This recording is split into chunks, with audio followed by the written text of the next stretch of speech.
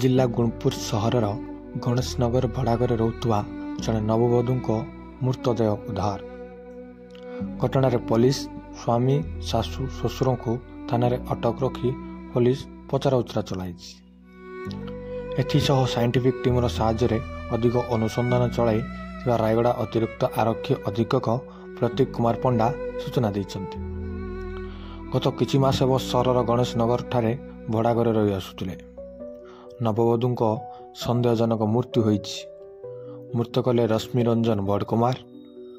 यौतुक जनित हत्या अभियोग करथिले मृतक झीर बापा कुंज बिहारी बड़कुमार। 8 मास तले जड़े पुलिस कॉन्स्टेबल को विवाह करथिले। घटनास्थल रे गुणपुर पुलिस पहुंची तदंत करुछि। मृतक नववधू जनकर घर पारलाखेमुंडी सहर विद्यानगर बोली जना पड़िछि।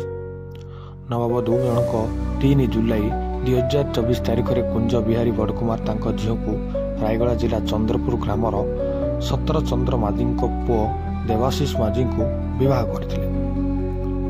नववधू जनक हेले पोस्टाल कर्मचारी जना पड़ी।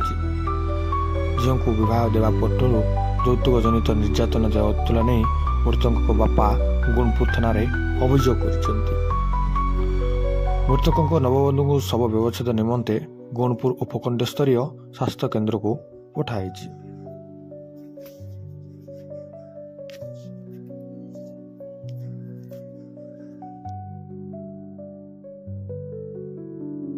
मोर ग्राम करीमपुर मोर झील रश्मि रंजन बड़कुमार झील पिला से शीघ्र गाड़ी धरिक आस मो सांगे गुणपुर मेडिकल पहुंचला मो झील